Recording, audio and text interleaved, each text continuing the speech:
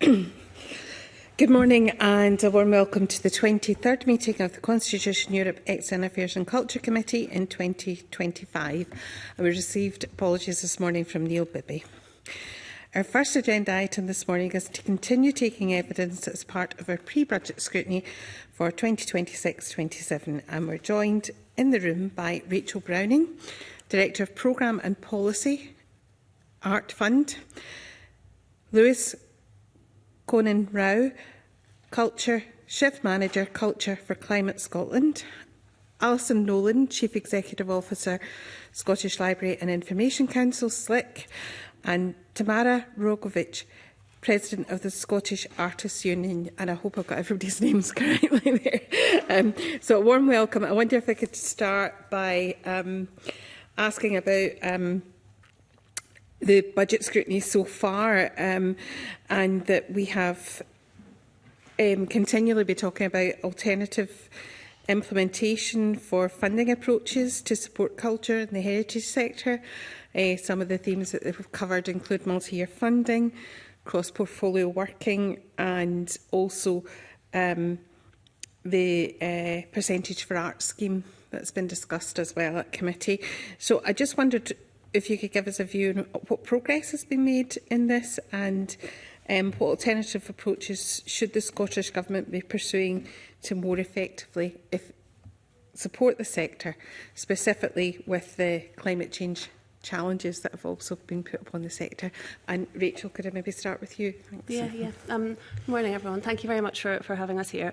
I think what I would say, I think Art Fund's position would be that the kind of caveat to this is any alternative models are not a substitute for core funding, which we see as really, really critical to the viability and the kind of future development of the sector. So anything under discussion needs to sit alongside a sustained commitment to core funding.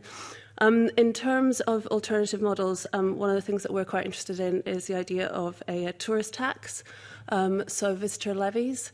We know that, for example, in Dundee, the opening of the V&A Dundee has brought a huge amount of additional income into the city through visitors coming and seeing the city. So, one of the things that we're quite interested in is how could you expand that, and how could Dundee and the cultural organisations in Dundee benefit from that additional tourist income? Thank you. Tamara? Thank you, Convener, and the committee for the opportunity to speak today. I'm here on behalf of the Scottish Artists Union.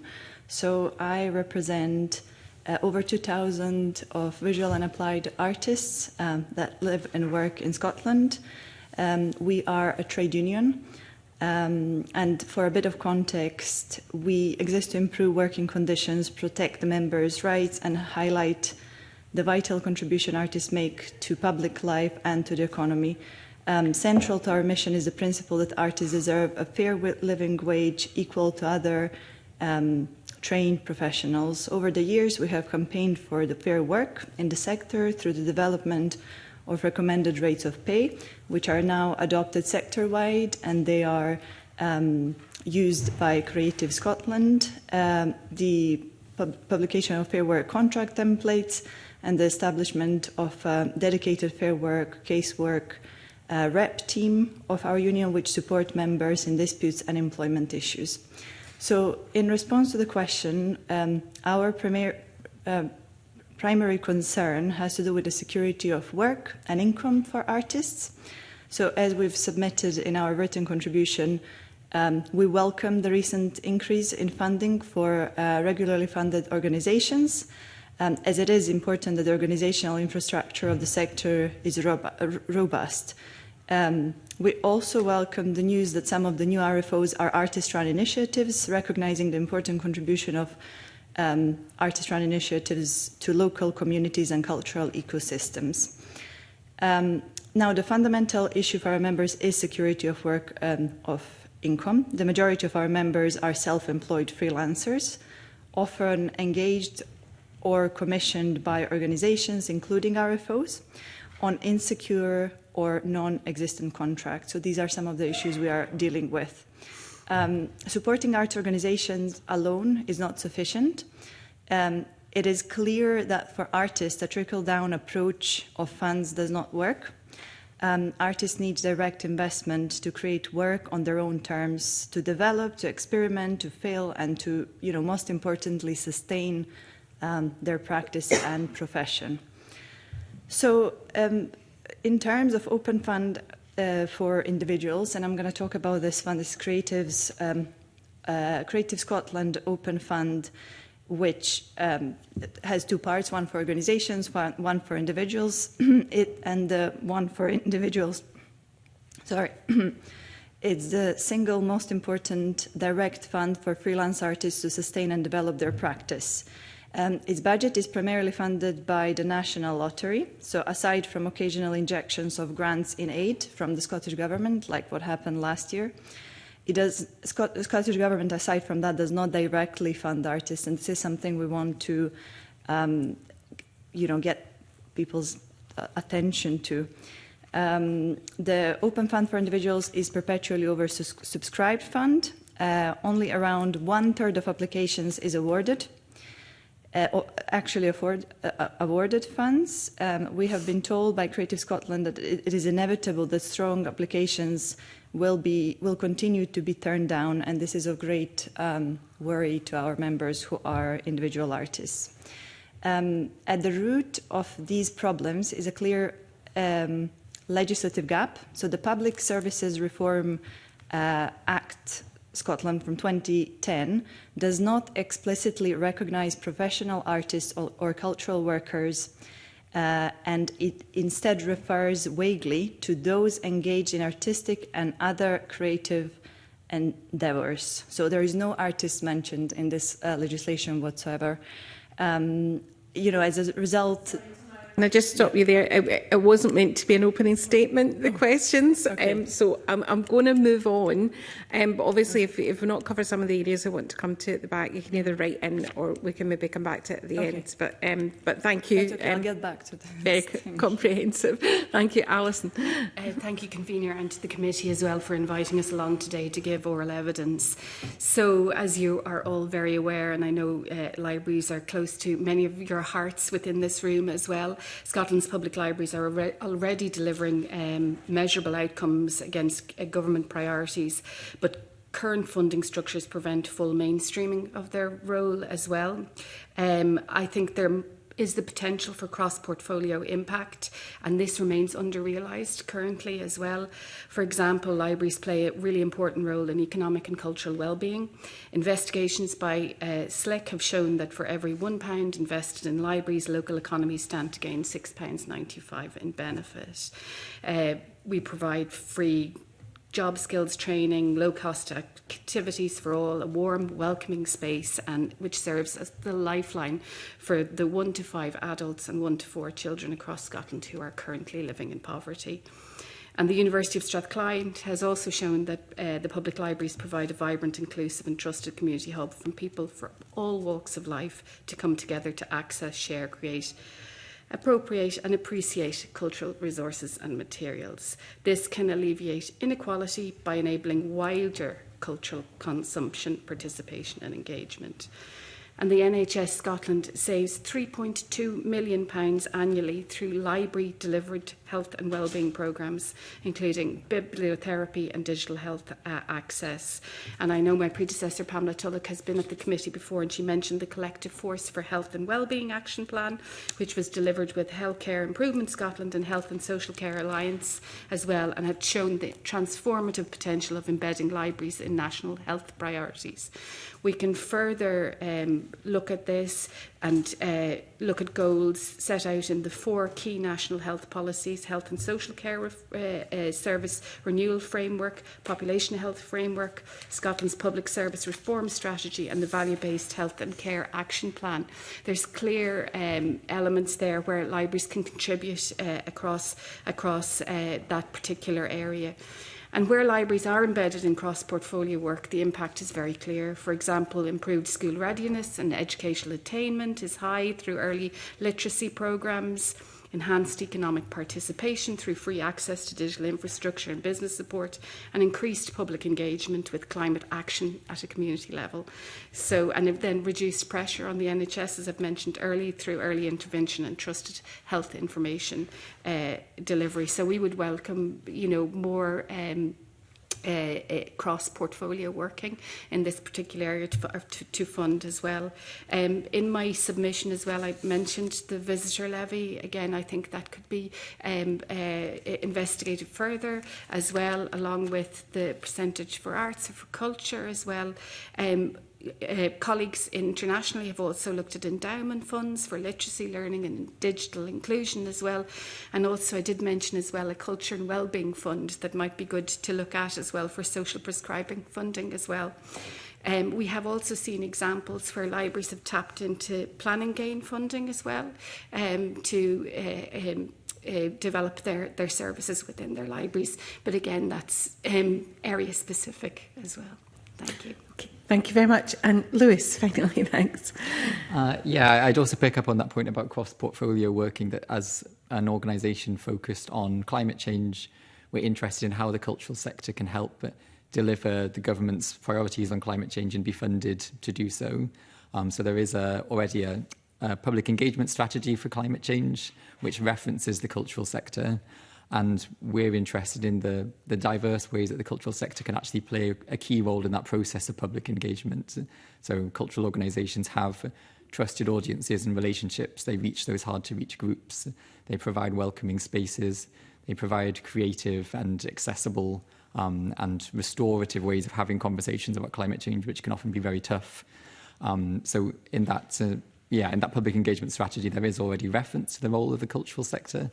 There is a climate change public engagement fund, which I know certain organisations within the cultural sector have taken advantage of, but it's still a very small fund, and I know it's very oversubscribed, so I think the success rate last time was something like 12-13%. There's loads of organisations that want to do that climate change public engagement work but aren't able to access the funds to do it.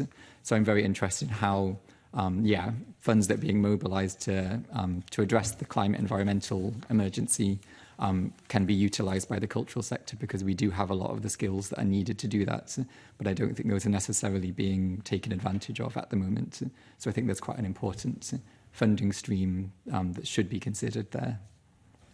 Thank you. I'm going to open to questions from the committee. I see Mr. Kerr first. Stephen, thanks.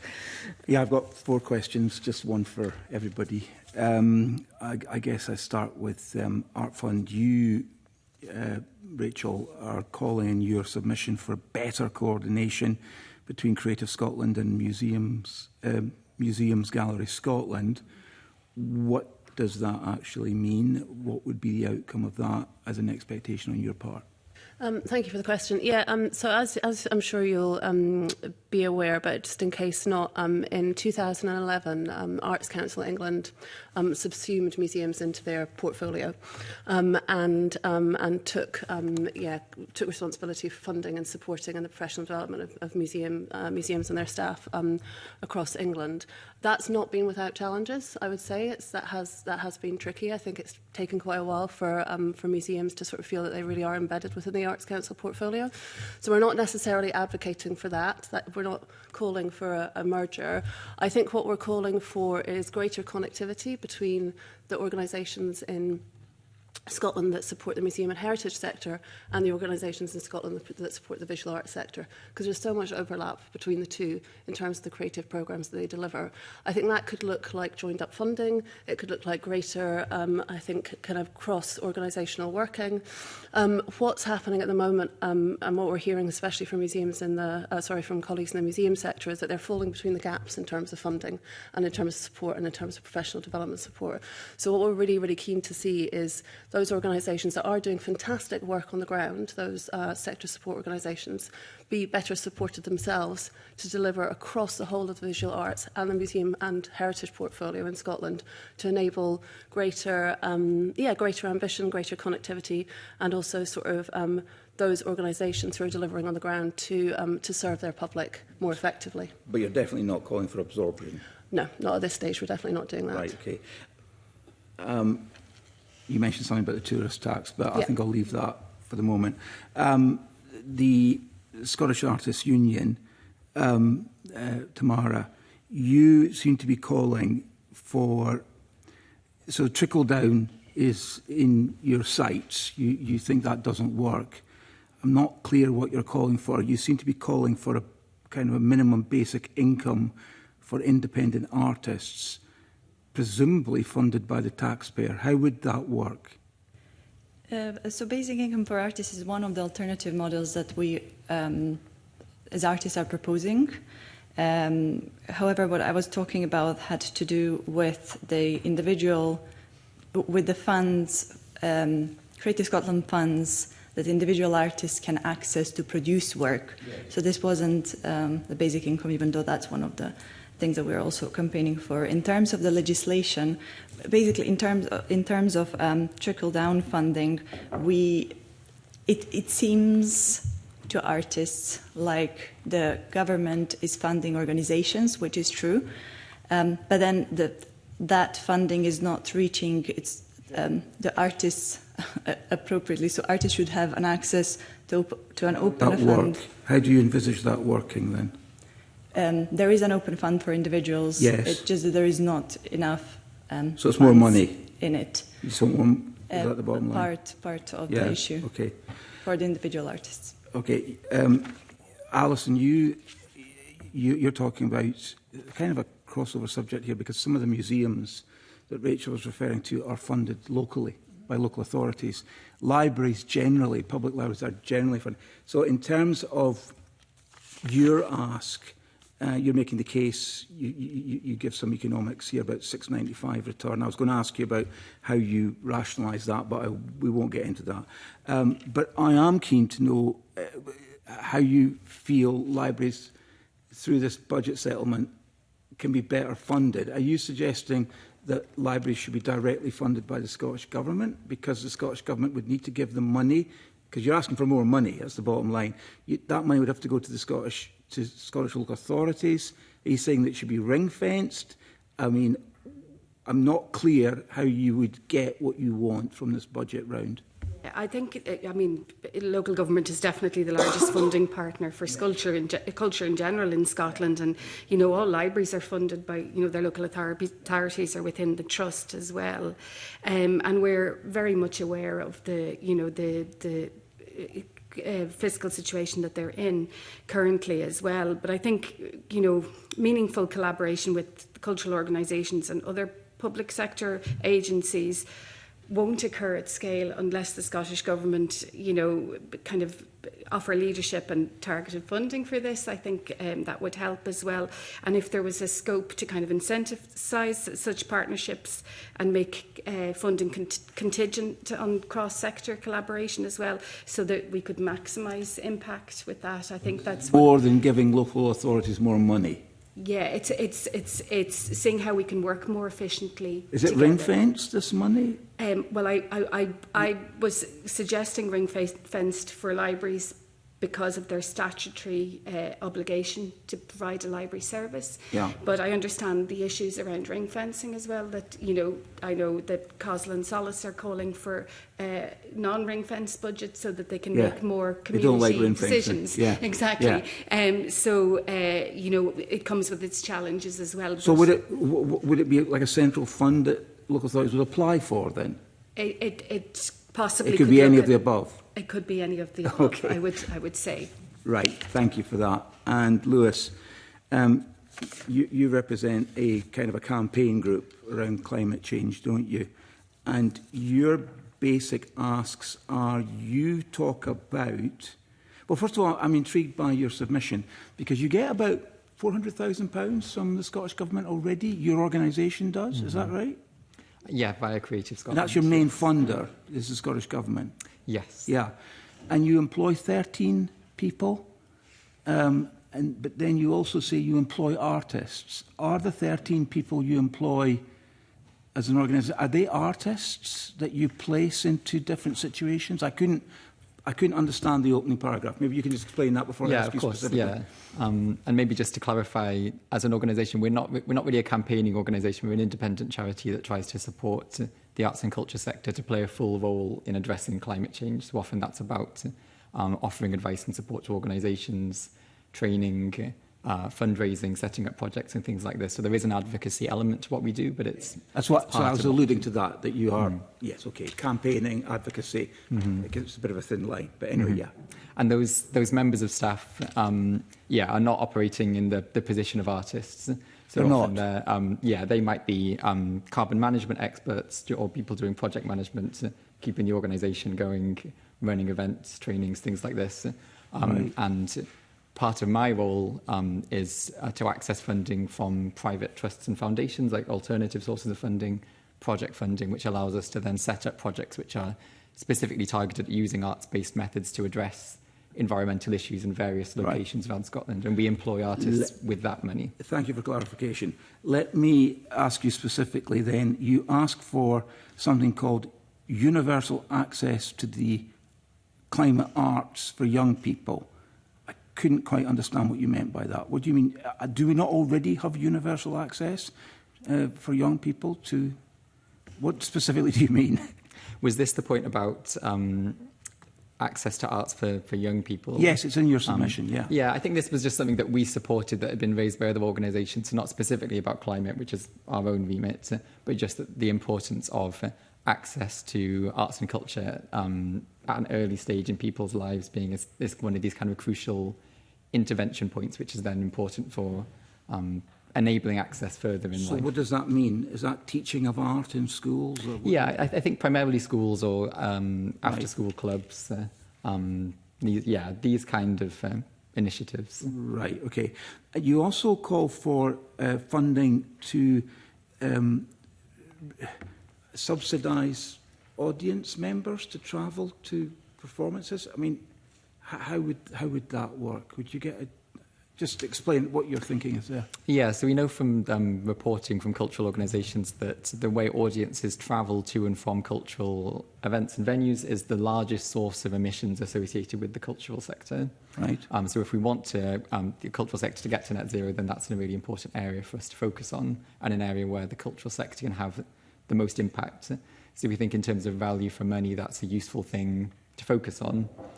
So this would involve, there's been various pilot projects by different, primarily theatres and music venues, about providing bus travel from surrounding areas to get to their venues. So that's a way of improving access. How does that work? Who would provide that? So normally that's through working with either private bus companies or community transport groups. But who pays for it? Normally that would come from, there's a couple of different models. So it can come from the cultural partner itself. Sometimes they've been able to work with a private sector partner to get a special deal in return for kind of promoting their services. Right.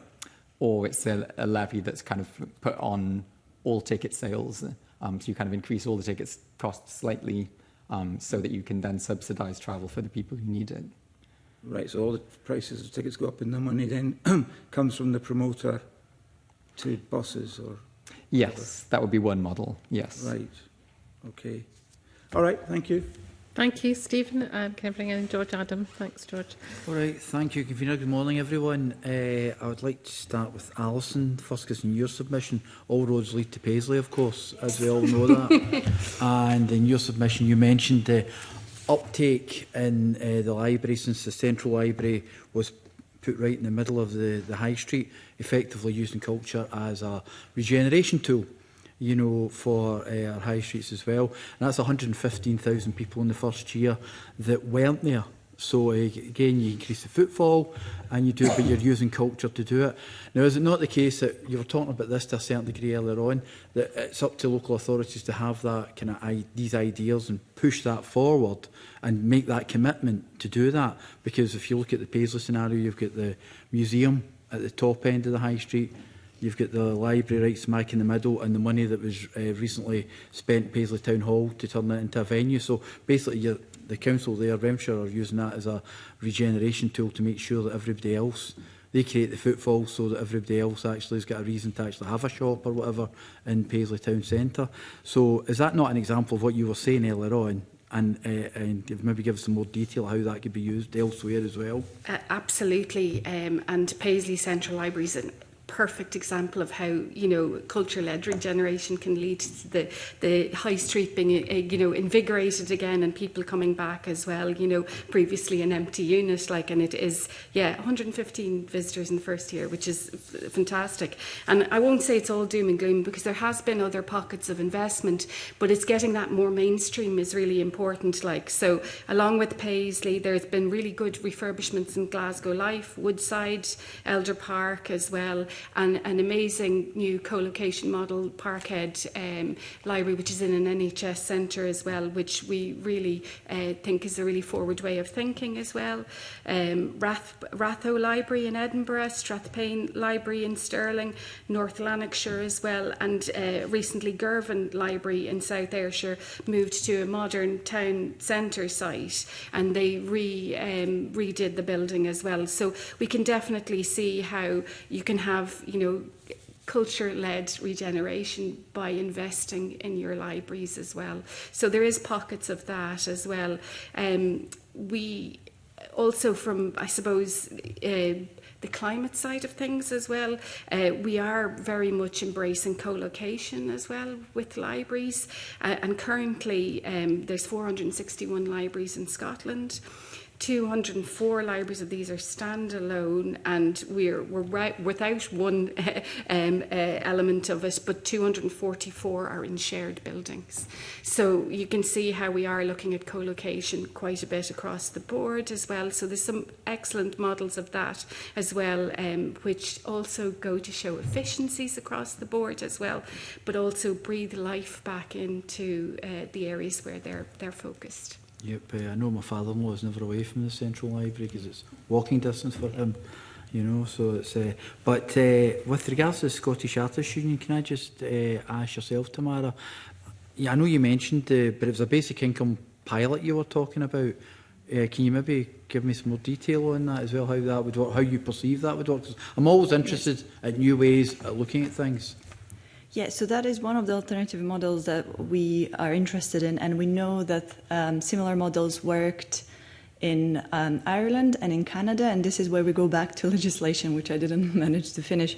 In both Canada and Ireland, the basic for their legislation on culture is the UNESCO recommendation on the status of artists from 1980, which clearly defines the roles of artists within the society, and it was basically the universal basic, the basic income for artists was based on that legislation.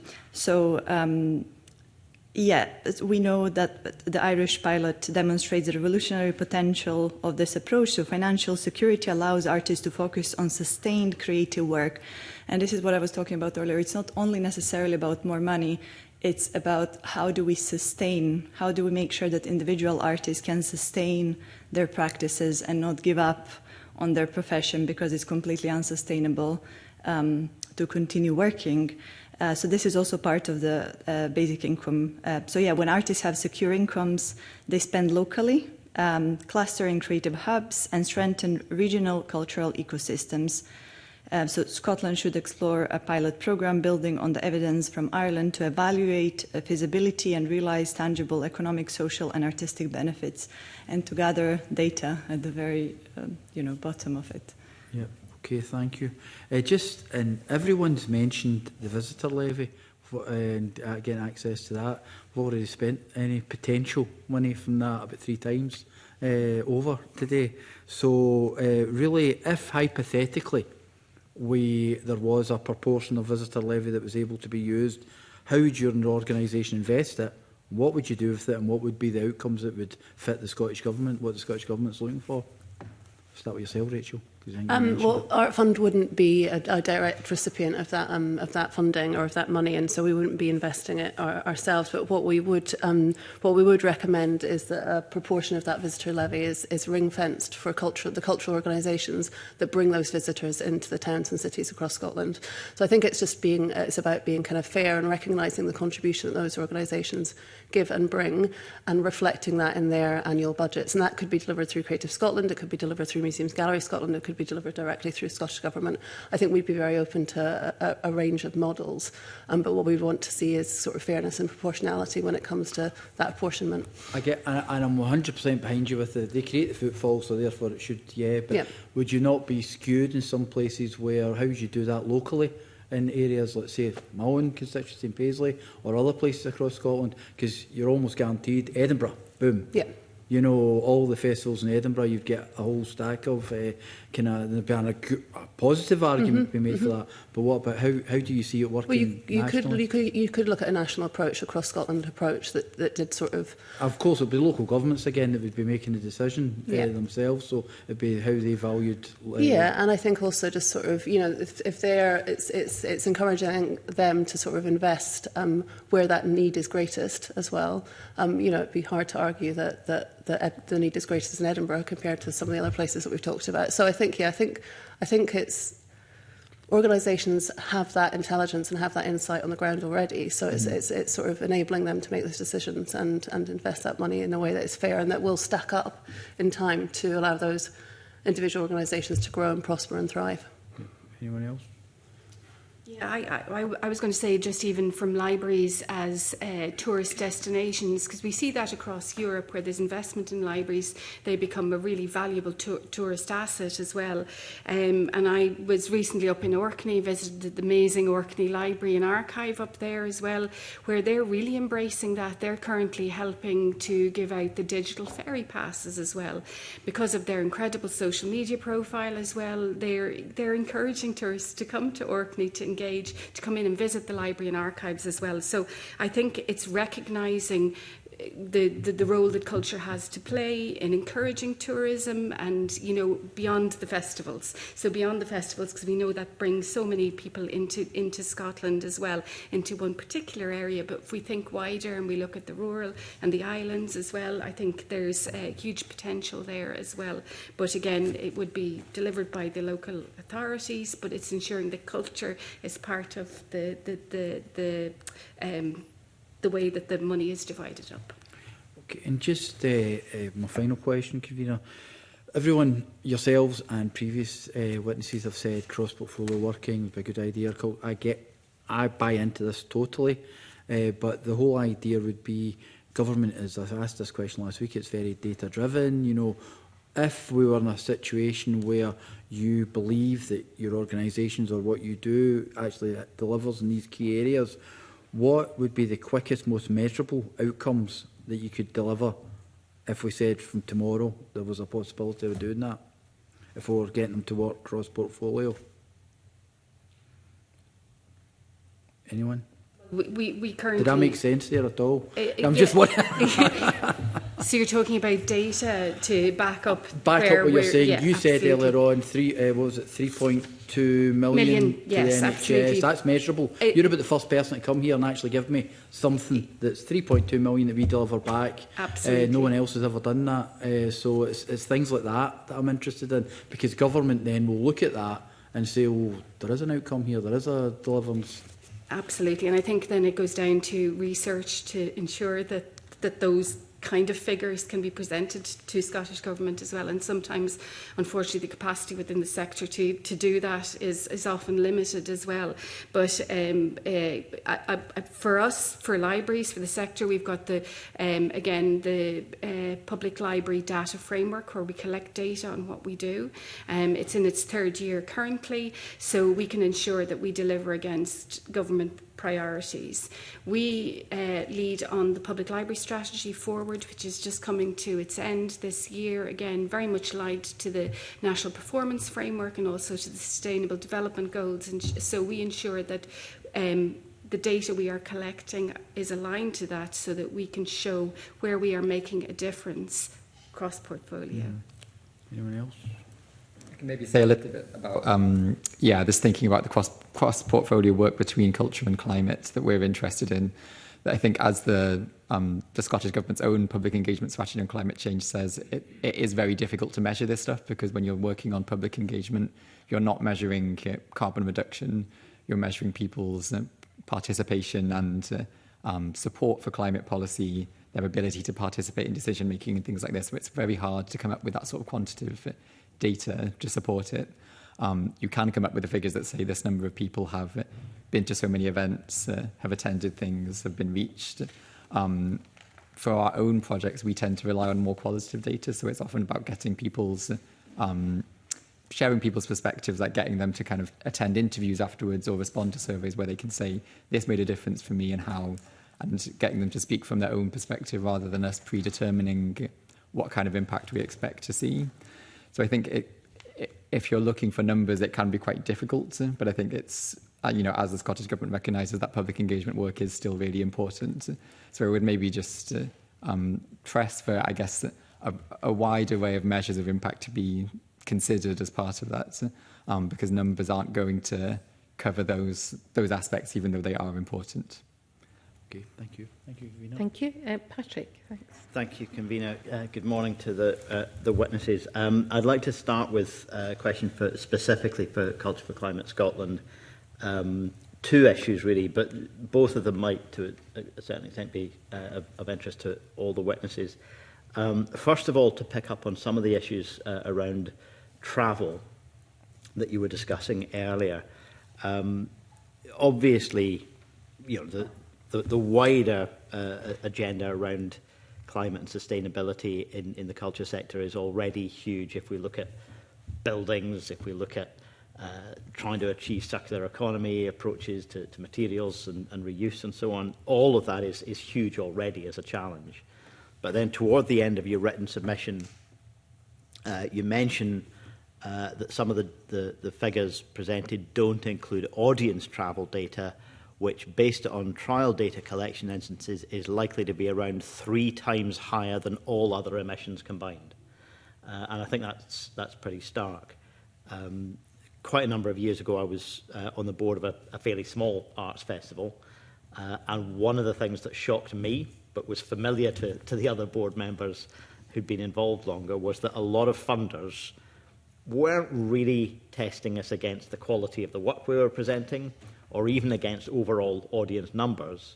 What they wanted us to show was how many hotel beds was the festival going to fill, and in particular, was it going to attract audiences from countries like America on the basis that they were expected to spend more money in the local economy. Is that still a pressure that's being felt in the culture sector around basically trying to push unsustainable approaches and objectives rather than thinking about how does the culture sector not only act sustainably within itself, but serve, for example, a domestic audience more prominently, or address some of those wider impacts of audience travel and how that connects to tourism policy? Yes, it varies hugely, but I think there is still that pressure that I think for a cultural organisation to be seen as being in the sort of top flight of what they do, they have to be seen to have that international impact. I think that is changing, that we saw with the recent multi-year funding decisions from Creative Scotland. There's a criterion around international, and that was made non-compulsory compared to how it had been in previous years. And I think that did have an impact when we saw that the organisations that ended up getting that funding, a lot more of them were kind of smaller community arts organisations doing the kind of work that doesn't have international impact but has enormous significance locally. So I think there's an interesting question there about prioritisation. Having said that, it is tricky that things like the festivals in Edinburgh are still very dependent on those international visitors, and they can't keep their model going without that. Mm-hmm. So there are difficult questions, I think, in the cultural sector about international travel. I think part of it is, how can we do more to serve local audiences and value that kind of work? And there are questions around international touring and how we value that. Is this tour necessary? Are we going to bring something that couldn't be available in that other country if we weren't there? And really weighing up these decisions. I was looking at the policy from Scottish Ensemble, which is quite strong on this in terms of how they make decisions about touring internationally, which is this question of, added value that comes from them being there compared to some local ensemble, that whether they could do the same thing or not. So I think it's just including basically the carbon emissions in any decision making that pertains to travel needs to become standard practice. within the cultural sector. As we would think about the financial budget, we need to think about the carbon budget. So there are two elements there that you suggested. One is about being honest about the data, collecting that data and reporting on it, including the impact of audience travel.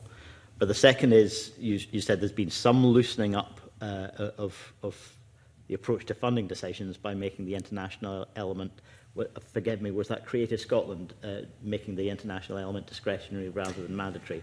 Are there other changes like that that you think could help to ensure that our culture sector can continue to thrive, but do so by refocusing more on a domestic market than an international one? Yeah, I suppose there are people looking at different kinds of models, so different touring models which are more focused on going around a smaller area in more detail, so kind of like village halls type touring models rather than city-based touring models, which I'm quite interested in. That can also actually reduce audience travel because you're going to people rather than them coming to you. And then I suppose there are other models being experimented with in terms of international touring, which is kind of like idea-based touring. So I think it was Barrowlands Ballet worked with an organisation in Turkey basically to tour one of their shows, but touring the concepts of the show. So the storyline, the set, this kind of stuff, but working with a local group. So there weren't people having to travel back and forth between Scotland and Turkey. It was the show itself that was touring, which I think that's an interesting model that can work in some cases, not all cases. Thanks very much. The second issue I wanted to explore with you, I think perhaps might have a greater relevance to the wider range of organisations that are with us today as well. And it's about the more general approaches to funding. One point you make is about silo-led funding decisions. Is your project an arts project or an environmental project or a health project or a just transition project? So that kind of silo approach. And the other is right up at the top of your written submission around the indication from government that they want the uplift in funding to result in more organisations getting funding rather than existing organisations being more substantially funded. Uplift in terms of numbers of organisations rather than amount of funding.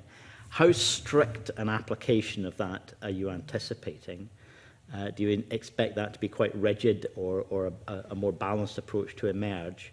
And you've talked about yourselves, the number of organisations that you need to work with would be severely challenged if that was the approach. You've talked about it in relation to Creative Scotland. Are there other organisations that have that sector-wide approach for whom this would be a real difficulty in providing a service to a wider range of organisations if they're not getting themselves an uplift in their individual funding? Yes, I suppose we've already seen with the new round of multi-year funding that a lot more organisations have been funded, which is great in a lot of ways. But we've also seen that some of those organisations have seen they've received significantly less funding than they applied for in order to make that happen. So I think there's a tricky balance to be struck that if you're trying to fund more organisations with the same amount of money, then it's going to go less far for each organisation. And there's a risk there that they're having to spend a higher proportion of their money on upkeep and maintenance and things like this rather than doing the actual work as a result.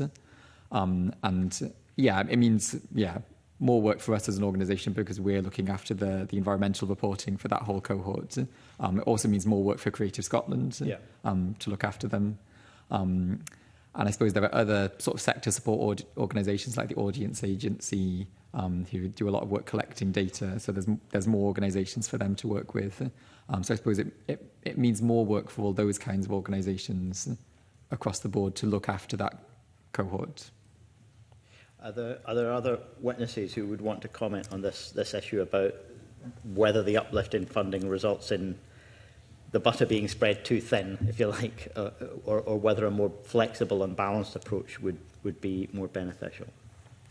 I think, thank you for the question. I think what has become quite kind of clear to us through the funding that Creative Scotland's been able to give, which is fantastic this year in terms of multi-year funding, is that there are a lot of organisations, so museums, galleries, libraries, heritage organisations who can't benefit from that multi-year funding and who are really suffering as a result because they're not able to plan strategically. They kind of it impacts staff retention, staff morale. Having to apply for project-based funding year on year is time-consuming, both in terms of the application, but in terms of reporting, in terms of how you're working with funders. So I think Lewis is right in that there is sort of it's being spread more thinly. But I think what we're definitely seeing is the real benefit of parcelling it up in chunks, and that the ability that gives organisations to really plan sustainably for the future. So I think that's something that we would really want to see broadened across the sector, the ability for other types of organisations to apply for multi-year funding.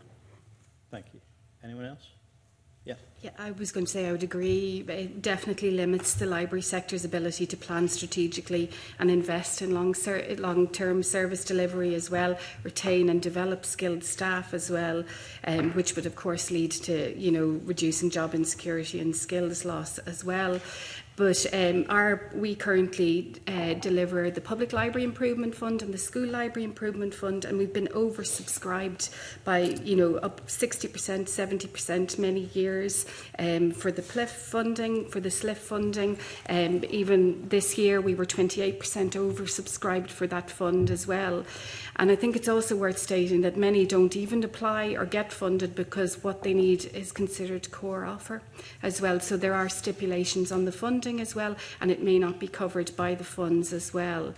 And we're seeing more and more library services really needing extra funding for the basics as well, which is, schools, stock and furniture, particularly with book budgets being slashed, and public libraries, it can be for basic digital infrastructure as well, or sometimes they don't apply at all because they don't have capacity because we've lost skilled staff, or they are put off by the pressures of the one-year funding cycle and even innovation fatigue as well. Thanks. I just wonder from the Artists Union's perspective as well, whether if there is too rigid an approach to funding more organisations rather than funding them more, is that can be a big barrier to addressing some of the very significant fair work challenges that the sector faces. Exactly.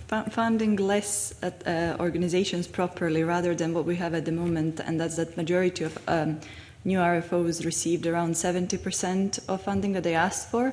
So that 30% is going to come at the cost of artists. So this is the trickle down. Yeah. It never reaches the artists who are the actual workers that deliver, that are the producers of culture. So this is, affecting their fair work compliance and affecting artists directly. So funding fewer organizations properly is of interest to everyone.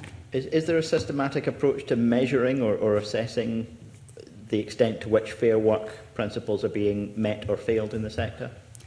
So there is work being done currently across the Culture Fair Work Task Force. The recommendations will be coming soon. There has been work done collectively between the trade unions within the creative sector, coordinated by STUC. There was a Freelance and Forgotten report that came out this summer, which really highlighted the amount of exploitation, discrimination, harassment going on in a sector where freelancers are the predominant workers in terms of arts.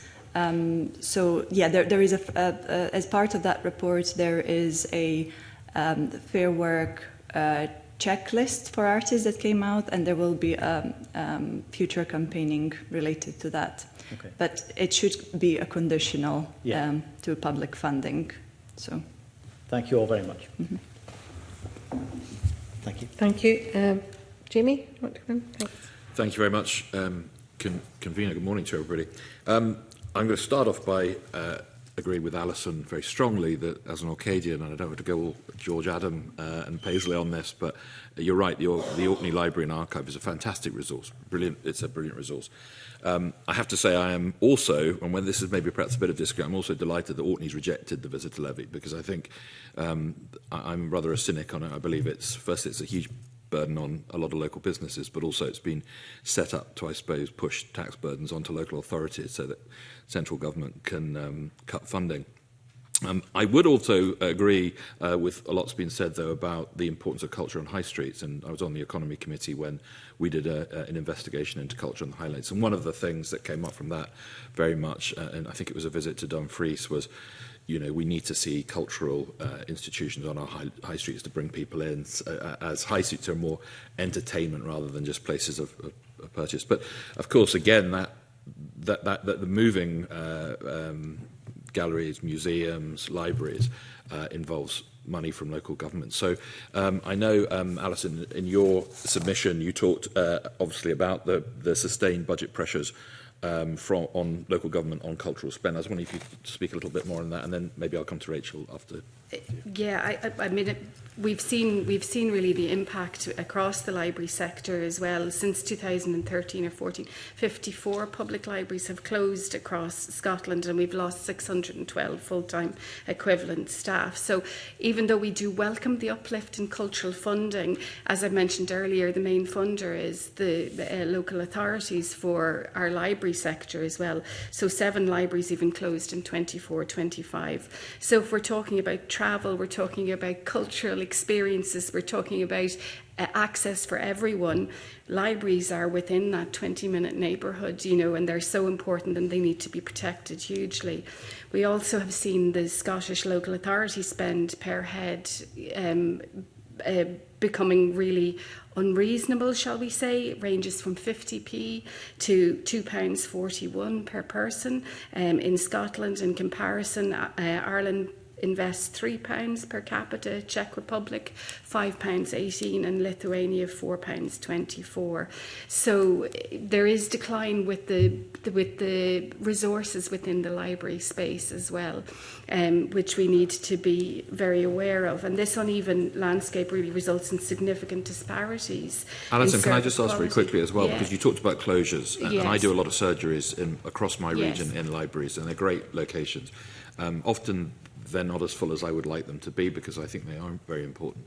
You talked about closures. The other problem that I've seen and people have said to me locally is they don't know when their library is going to be open. So a restriction on opening hours too. So, you know, rather like banks and post offices, they're still there in some cases, but actually they're only open for a few hours. Is that a big problem? There has been a problem as well. I mean, most library services recovered after COVID to their normal opening hours, but that has been also a drip decline within the library services, where library hours have been cut as a matter of making efficiencies as well. And we've come across that across the board when we do any type of research into user engagement as well, that we find knowing when the library is open is a real issue as well. So we were delighted in this round of funding from the Cultural Directorate. We have had an uplift, SLIC have had an uplift to create a single digital platform for Scotland's libraries. So there would be a front door for Scotland's libraries where we have a link back to the local authorities as well, but we can see what's on offer, opening hours. They're easily found in one place, because sometimes this can be lost within a council website, etc. You know, so it's really important that we have that one place to find this information as well. I mean, I think people are working on the ground as best as they can to ensure that people know when the library is open, you know, but we understand that that can be really challenging. And also, I mean, many libraries, when they go to review their services as well, they often review the opening hours as well. And they do, you know, again, time capture of when they're busy, etc., to ensure that that reflects when the footfall comes. But we understand that often it's the people who are working, coming from work in the evening, the library isn't open then as well. So we understand that is a bit of a struggle as well for libraries. And Rachel, I suppose it's the same question. There's in Orkney some fantastic museums. There's a Pear Arts Centre in Stromness. The Stromness Museum, of course. If you go and see it, it's a private museum, but you can go and see my great uncle's Scotland International cap. So definitely worth a visit there.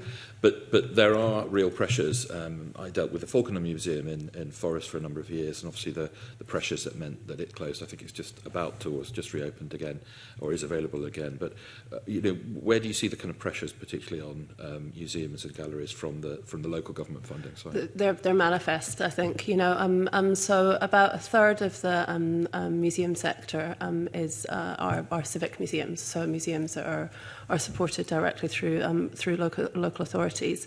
And I think over the last 10 years, between 2020 and 2011 and 2022, we've seen real-term sort of funding in Scotland to those museums declined by about 26-27%, so a quarter, which is then further compounded by the fact that the costs are going up across the board in terms of energy, in terms of staffing, in terms of trying to kind of maintain those buildings that are often under quite a lot of disrepair.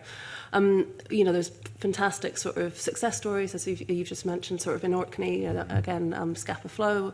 That was a contender for Museum of the Year a couple of years ago. Perth Museum, which again was a finalist for Museum of the Year this year, which has brought a huge amount of footfall to the to Perth City Centre, and there are now new businesses opening in and around that fantastic venue. But it's really, really tough. Those sort of public institutions, those civic institutions, are finding it really, really difficult to deliver the core services and the programmes that they're so brilliant at doing. We ran a survey with More in Common, a polling agency, across the UK, earlier this year, and what that told us was that 78% of people in Scotland found that museums and galleries made them proud of where they lived. That was the highest number across all of the UK nations. So it's really important to the people of Scotland that the museums and galleries are supported and sustained, especially at a local level, and we need to find ways to be able to kind of continue to do that in the future, because they're under an incredible amount of stress and strain and scrutiny. I'm glad you mentioned the Scapa Flow Museum, because I've been going there since I was a child. It sits across Scapa Flow from my home, and it's a fantastic new venue, or maybe not so much a new venue, but a new opportunity, I think, there. And I suppose this is the second kind of part of the question, which I'll come to you, and then I'll come back to you, Alison, if that's all right. I represent a massive region with very dispersed communities, huge rurality.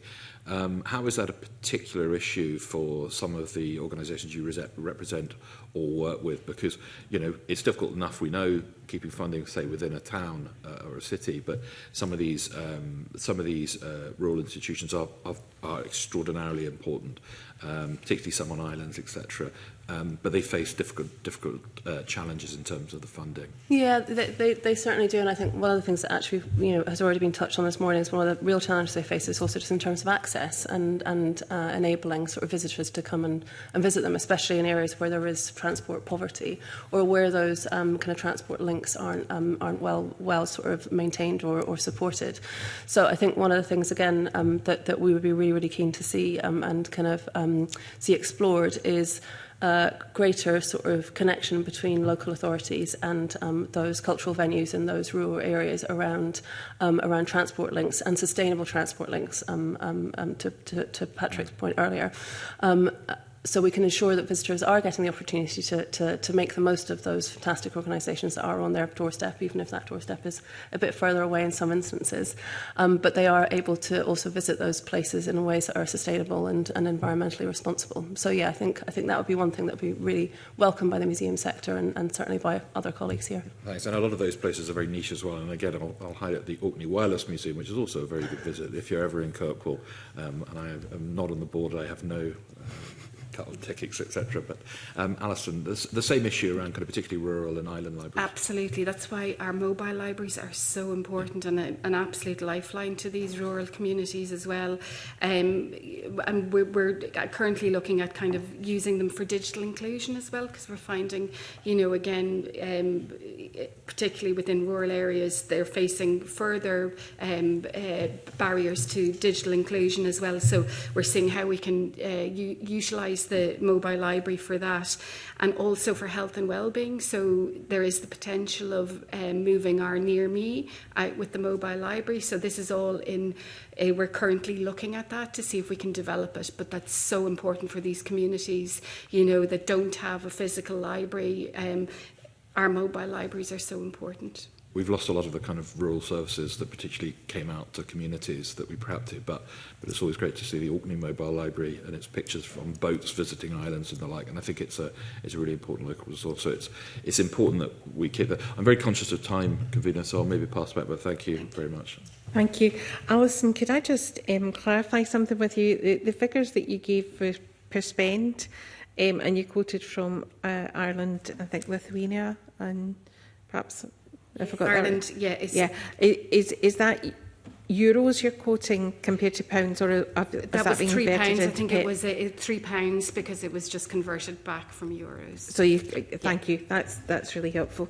I wonder if I could move to questions from Keith Brown, please. Thanks, convener. There are quite a few questions, I think, mainly for Rachel, I think. But first of all, the notion that the Scottish Government's introduced the possibility of a visitor levy to hide cuts doesn't seem to fit with an increase in £20 million this year, £100 million up till 2028-29. But you mentioned that there's £4 million going into the new funding programme for museums, Museums Futures. And then you say further down that we hope that museums will receive a fair share of the funding yet to be allocated. So just is that part of, is the £4 million coming out of the 20 million? Or if it's not, is this the further fair share of funding you want to be on top of that £4 million to come from the 20 million? It's so within the 100 million that was pledged, I think not all of that has been, my understanding is not all of that has been allocated as yet. So it's ensuring that as further decisions are made around that 100 million that's been pledged, that museums are part of that picture. So in addition to the 4 million? In addition to the 4 million. So yeah, so the Museum Futures Fund's fantastic, and that £4 million pounds has been pledged to that has been allocated to that is very, very good news. But we know that so our colleagues in MGS are running that fund. It's been oversubscribed. They've had a lot of applications to it, and so they know the demand is there, and they know that the need is there. What they are calling for is sustained investment in that fund, but also further investment in that fund to enable those museums or other museums to sort of take advantage of that funding pot. And in general terms, you compare the situation in Scotland very unfavourably with England and with the rest of Europe, although the European comparison is more culture generally rather than just museums. Is there any reason why that's the case? It's not what we hear from other witnesses. I just wondered why. Sorry, what point? What does that refer to? Yeah. So you said it. Let me just find it. I bet now I said it. You mentioned that at one point the situation was not as good as in England. You give I think you actually. Oh, that might have been about acquisitions and commissions specifically. So Art Fund, what we've been doing as a charity, as an organisation for the last 120 plus years is help museums and galleries across the UK to acquire works for their collections and to commission artists to make new work. What we find in terms of those schemes and those programmes is that we get fewer applications from Scotland than we do from England specifically, per head in terms of per museum, and also those applications tend to be for less money. So put bluntly, we are investing more in English institutions in terms of the development of their collections. That's both through number of applications, but also through the amount that those institutions are requesting. We would like to see greater ambition across the kind of Scottish museum sector, and for them to be coming to us for more money, for more acquisitions, for more commissions, which then would have a trickle-down effect in terms of supporting artists across Scotland.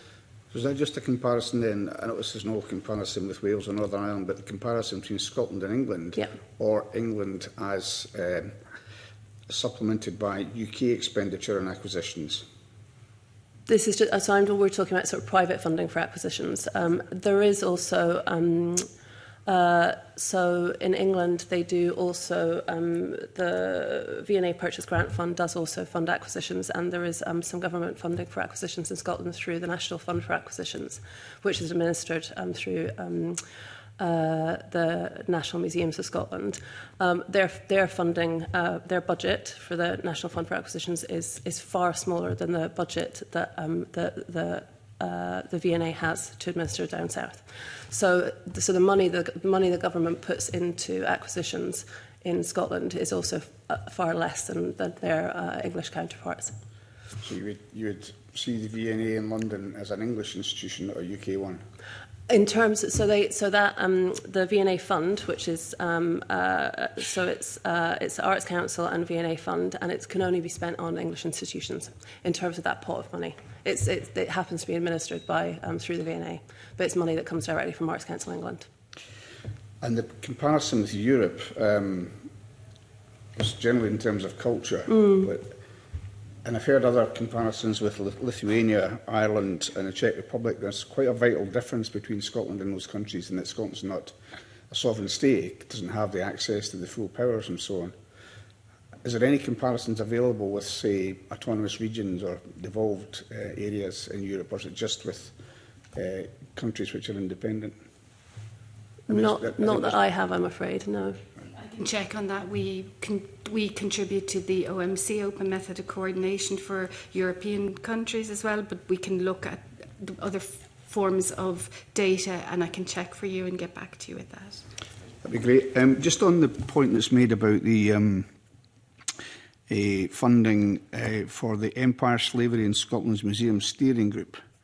Now, I know this was a project very dear to the heart of former Culture Minister Christina McKelvey, and also I think, was it Geoffrey Palmer who died recently?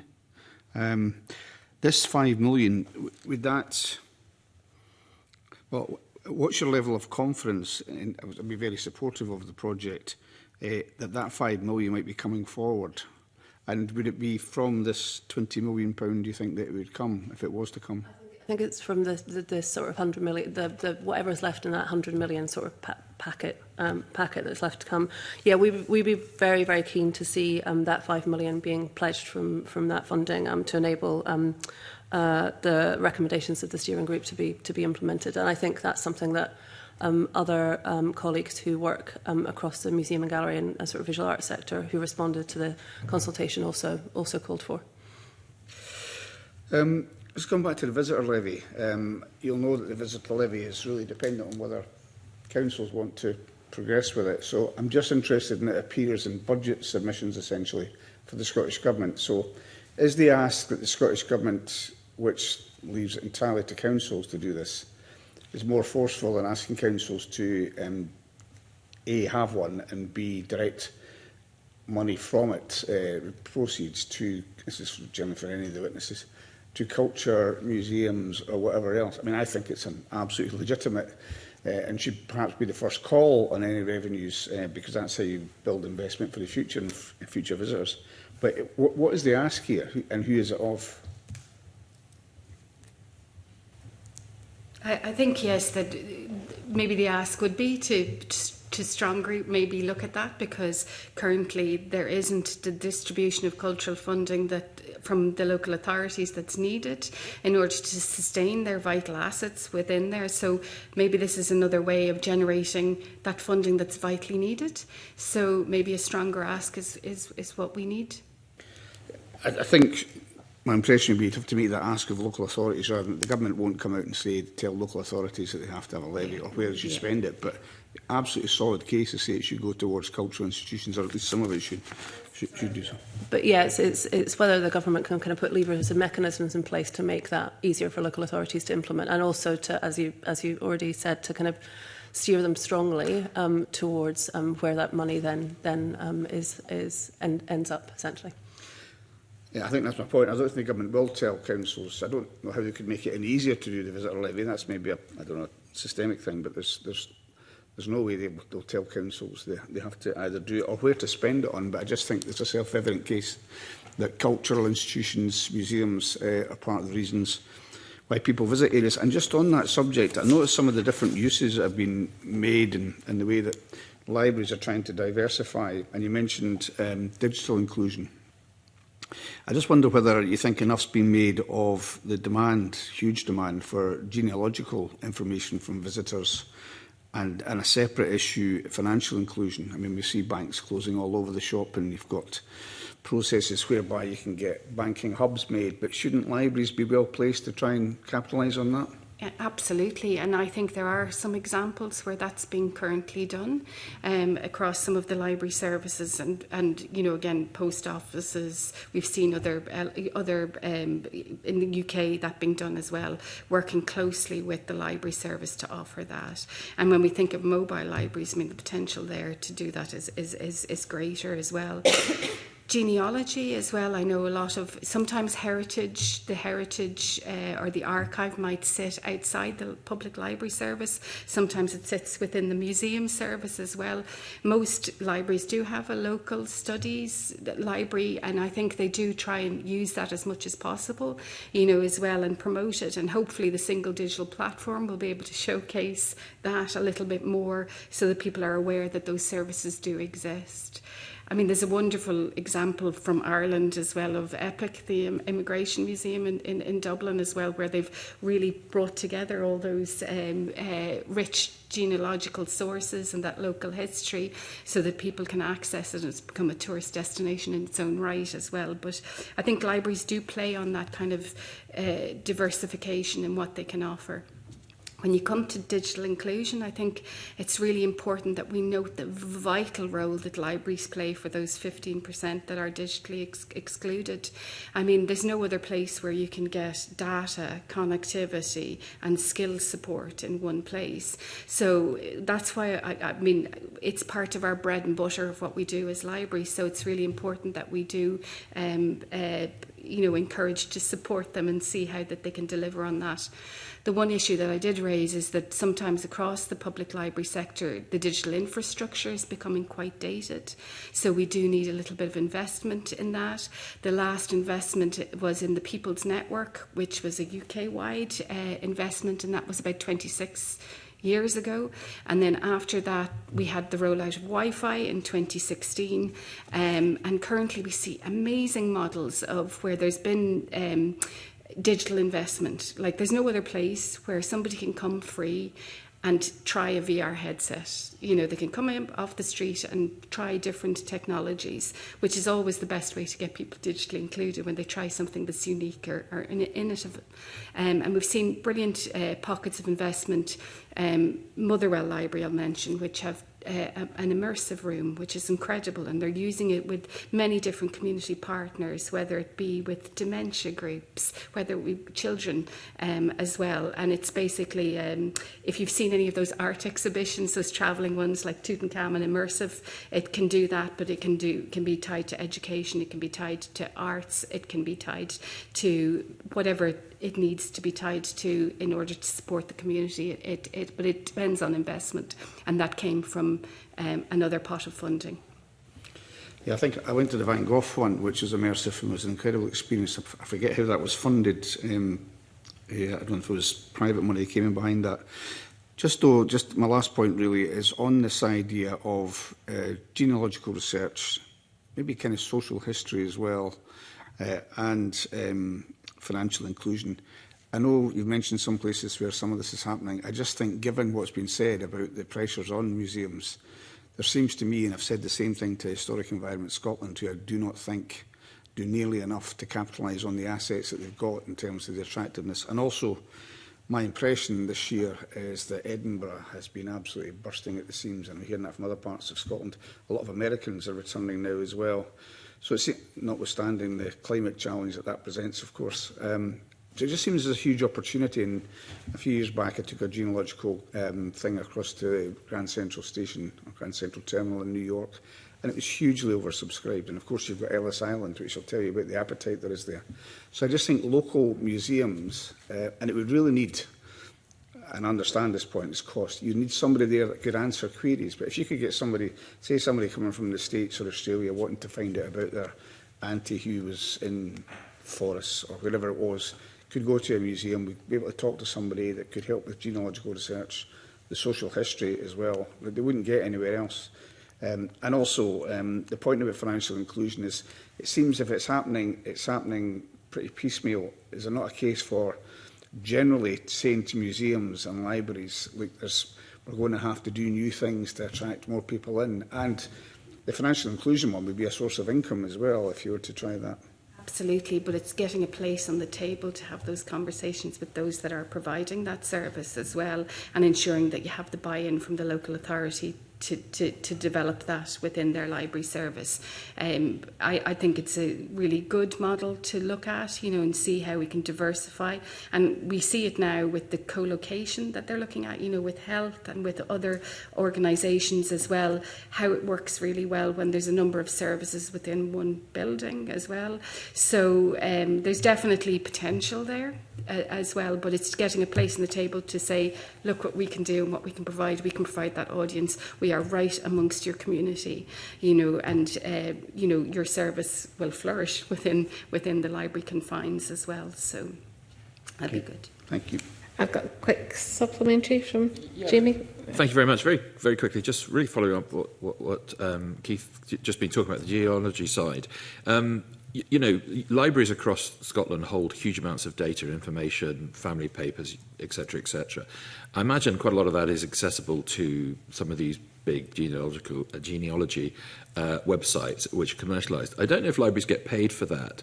Are they paid for that access from those sites, or is there potentially another funding revenue there?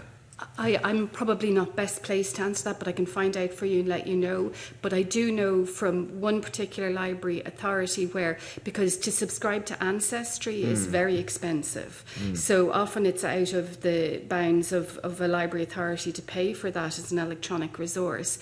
But if they submit their records to Ancestry, they get free access to it as well. So that's one way that they're getting that, so that their users can access the whole of Ancestry, you know, but the records are uploaded by that particular local authority. I know that's one example of it, but I can look into it a little bit further. But that's done individually, not rather than as, you know, a kind of group of Scottish libraries and archives that hold all this information that will be of interest to people from across the world. As far as I know, it's just it's again done in individual pockets. Okay, thank you. Okay. Very quickly. Well, just to say on that point, it's a really interesting point, because it does require, I think, a change in attitude, which is you should try and monetize those things which you hold, the assets that you hold. Now, you could have it free for local people, but if other folk are coming, it's a burden on the library to provide that. So just as a change in attitude, let's monetize it. And it might be difficult, as Jamie says, because you've got all these different ancestry organisations. But if it's your assets, try and monetize it. That's all. I've got a very quick supplementary at the end as well. I wanted to return to the issue of the basic income scheme. It's something that the committee took some evidence on from the Irish government when we were visiting Dublin a few years ago. Of course, it's a whole Ireland scheme that they have there. But to put in context, at the point it was lodged, they had a £10 billion surplus in Ireland. They now have an estimated £23.7 billion surplus. Whereas we're facing quite different challenges in that. However, we have taken evidence from TRACS as well, and I know that they've talked about the French scheme as well that supports traditional art and culture, and I was interested a wee bit about the Canadian one as well, and I just wondered if there was a difference in the general attitude to culture and art in those countries that made it more acceptable to the population and the taxpayer that these schemes were in place?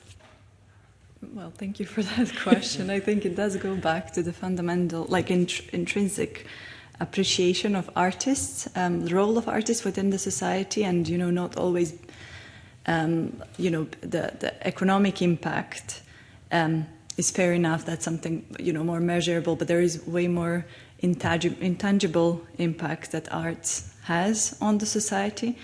So, of course, basic income for artists is just one of the alternative models.